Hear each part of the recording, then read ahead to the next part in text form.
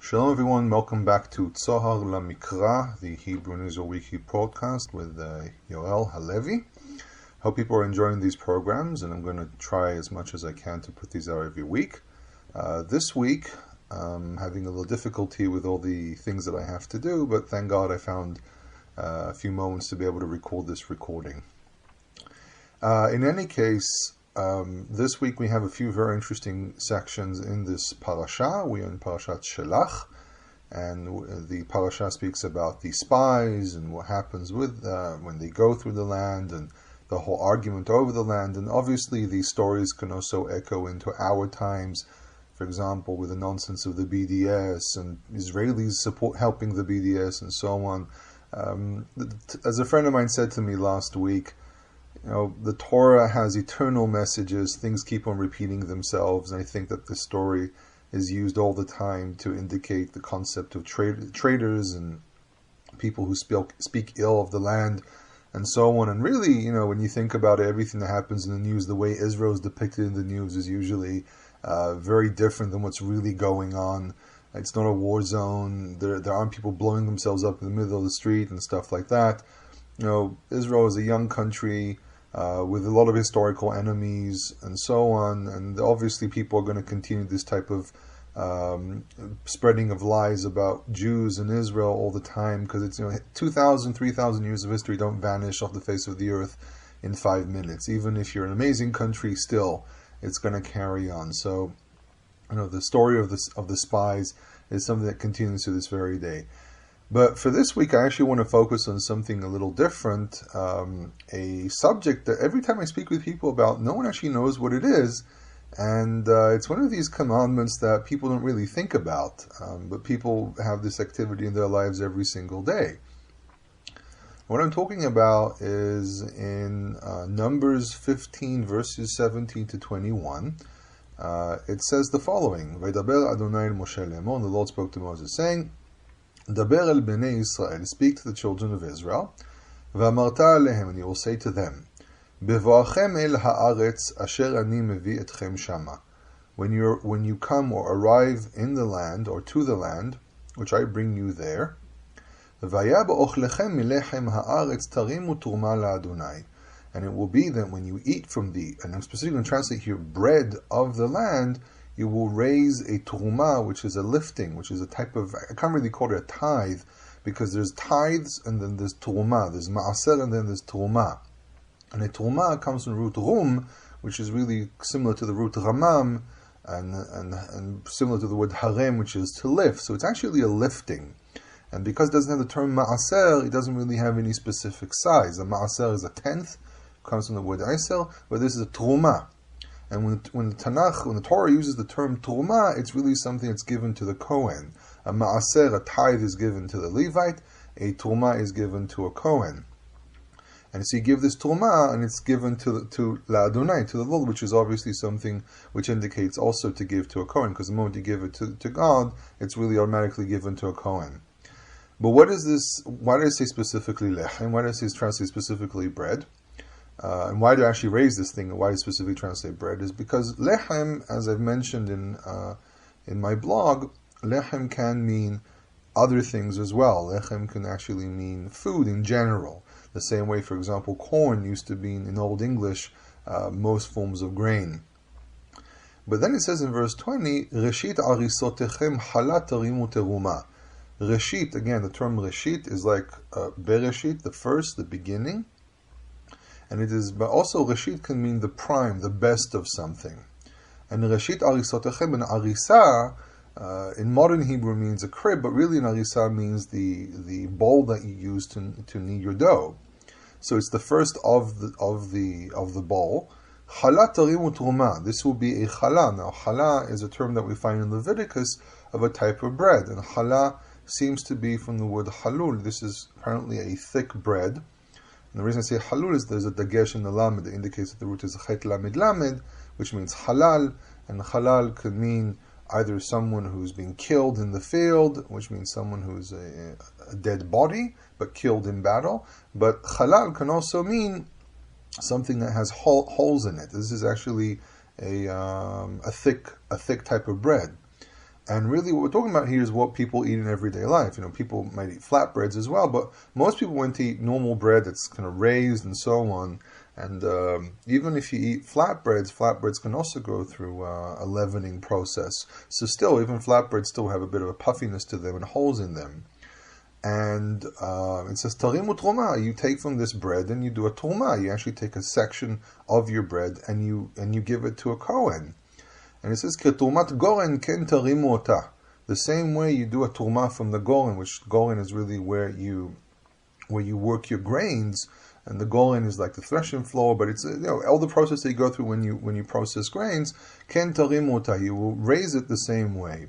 And this is actually a commandment it's actually ignored by a lot of people, because really in everyday life you make, for example, you bake bread every day or every week or something, or you run a bakery and so on. You're going to have to start taking bread every time, try to find a Kohen and give it to him.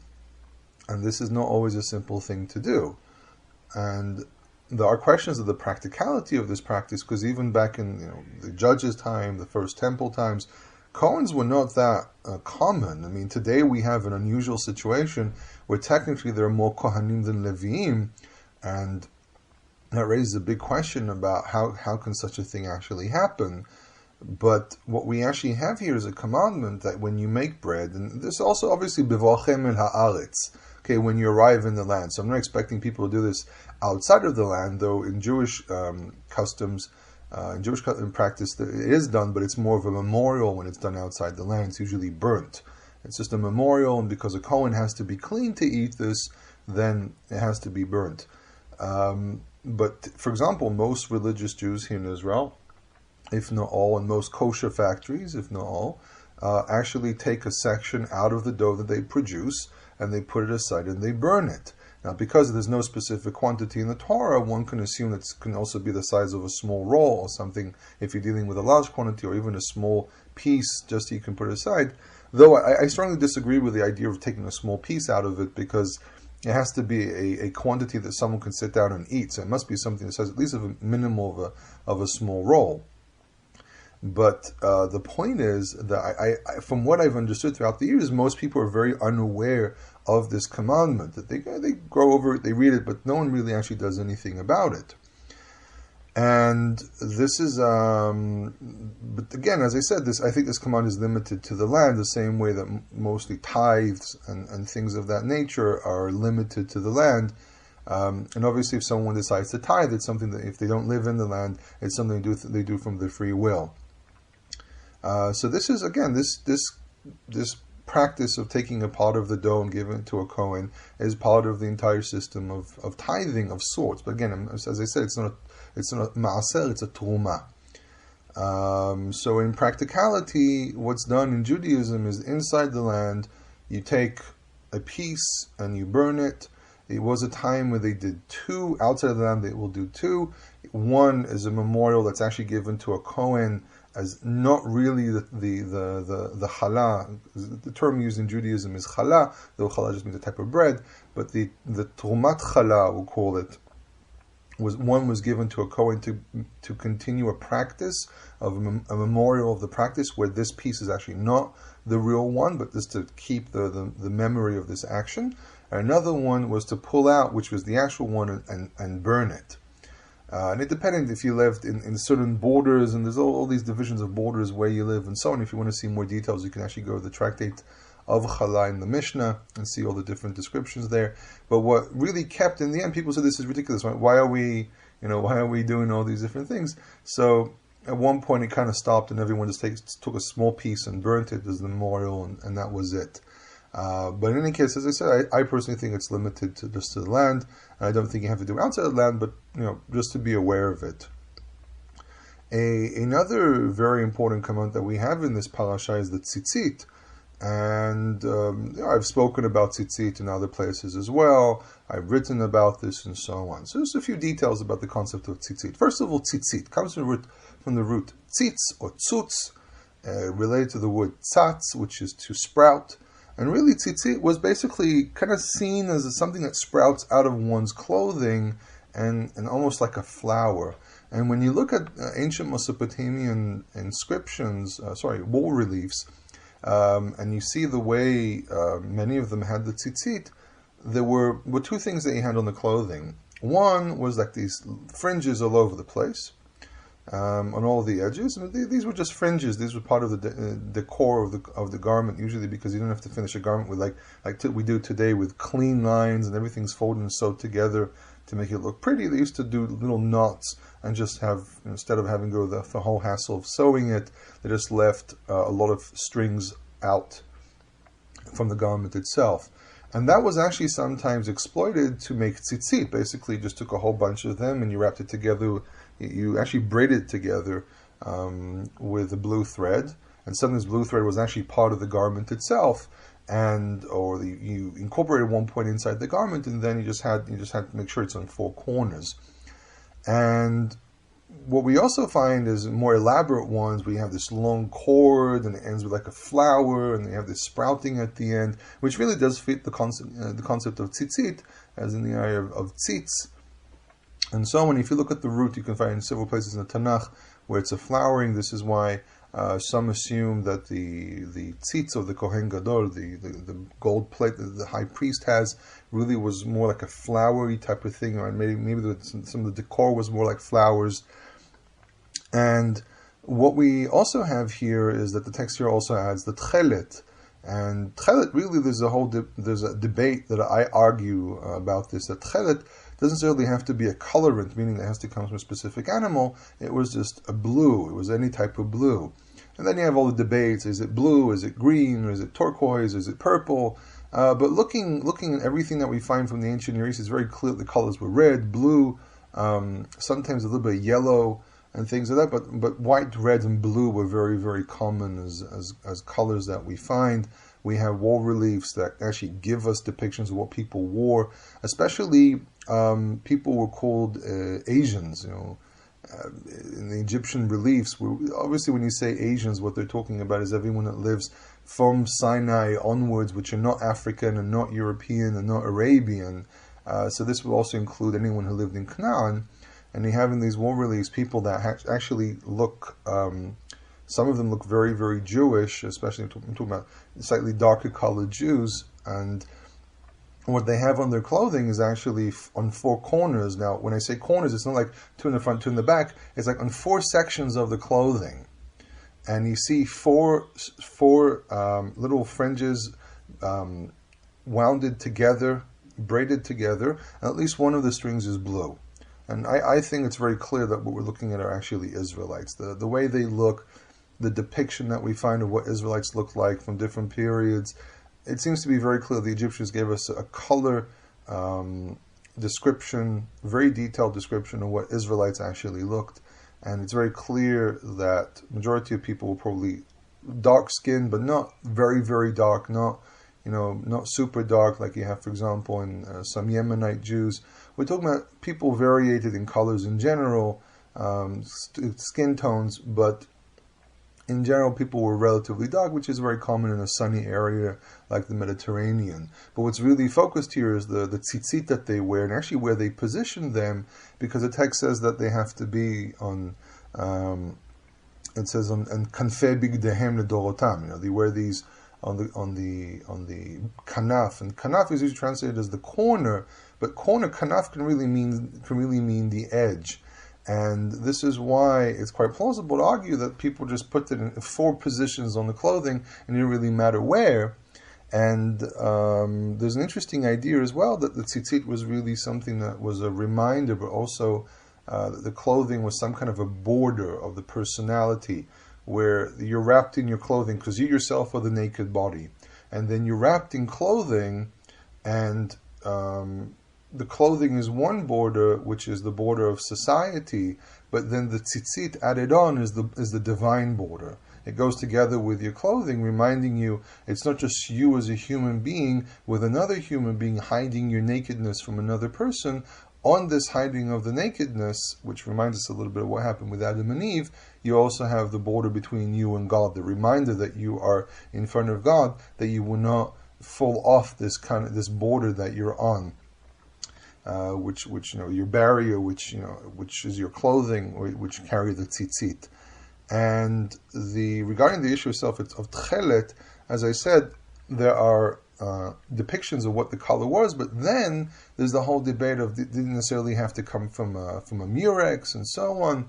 And for example, one of the arguments that's used to prove that Israelites actually didn't necessarily have to wear a blue thread that's made from the murex, for example, which is a very common creature that it has a gland that we can produce a color from, and it was very, very common for this gland to be used, especially in Cyprus and the Phoenicians. They were very, very good in this. So we know that this type of colorant was actually used in the ancient world and was probably also used by Israelites.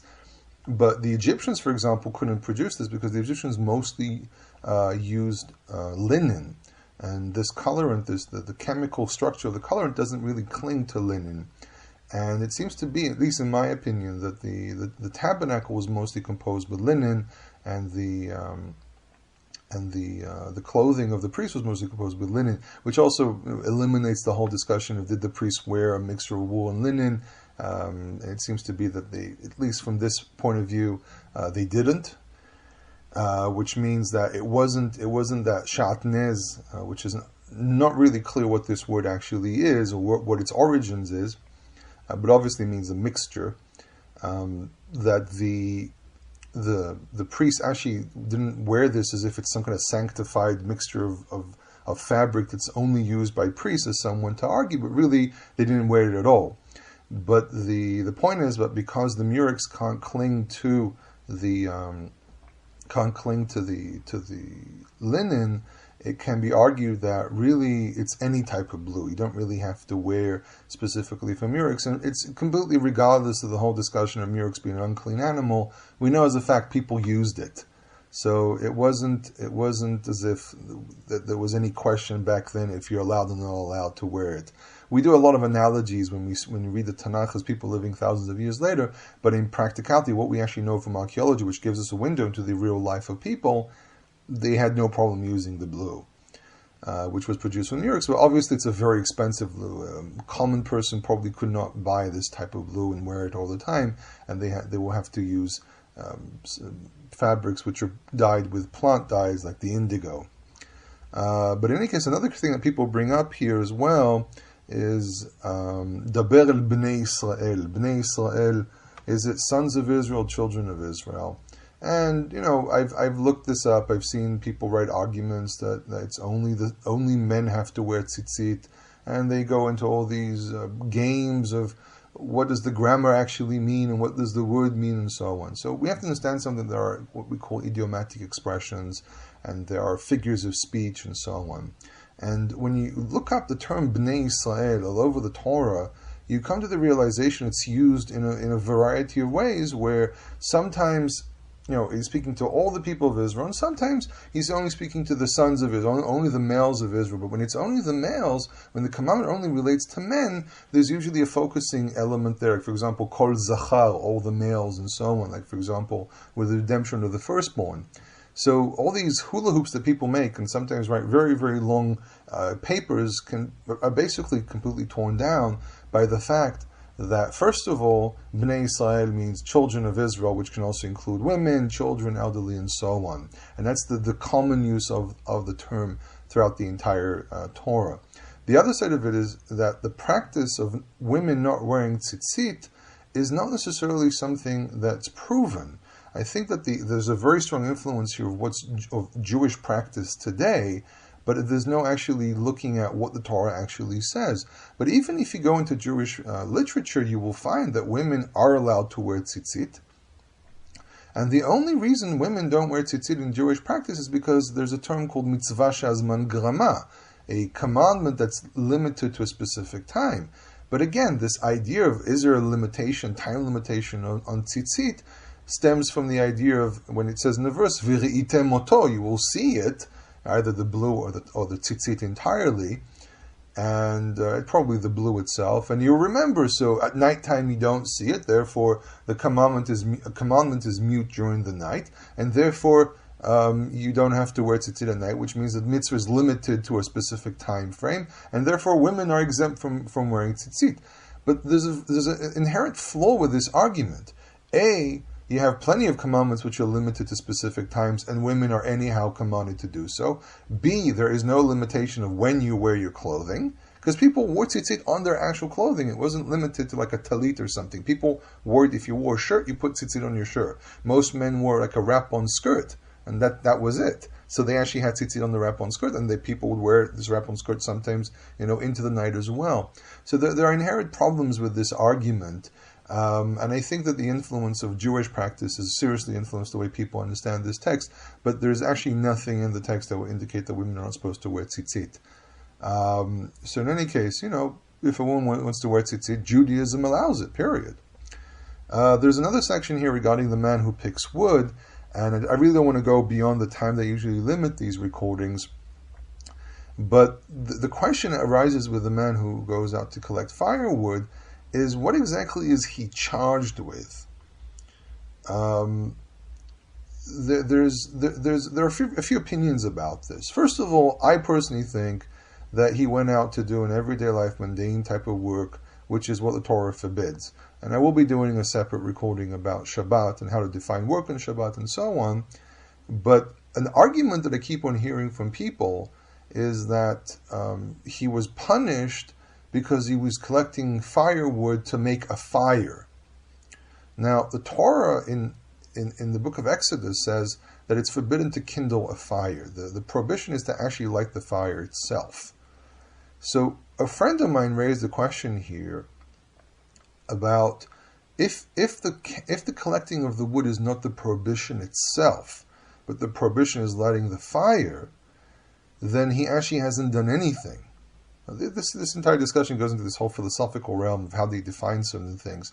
But he raised this interesting question, and I'm just going to bring it up. I don't necessarily have a definite answer about this, but he said, if the prohibition is lighting the fire, and it's only lighting the fire, which is how people see it, at least from the ones I've spoken with, how is it that we're punishing this person that hasn't actually done anything yet? How can he punish if the action hasn't been done yet? If we have a person who's picking up his sword to go murder someone, but he hasn't murdered them yet, or he's only on the way, and we stop him, can we convict him of of murder? The Torah doesn't really see this concept of attempted murder. If you commit the murder, then you're guilty. If you injured the person, then you're guilty of something else. But you can't accuse a person of murder and put them to death. Okay? So it's an interesting subject here, and I think that really what we're looking at here is that a lot of the concept of what is melacha and Shabbat is very vague to us, and I'll talk about this more in detail in another recording. But I personally think this man was actually punished for picking the wood, that the wood collection is prohibited as well. And this gives us a bit of a window to understand what melacha really is. In any case, I hope people enjoyed this recording, and as I always say, if you have any ideas for recordings or videos, or if you're interested in taking Hebrew lessons from me or Bible lessons as well through the Hebrew scriptures, contact me at hebrewisrael@gmail.com, or you can message me on the Facebook page or on the website. And again, I hope people enjoy these recordings, and God willing, we'll do them every week. Thank you.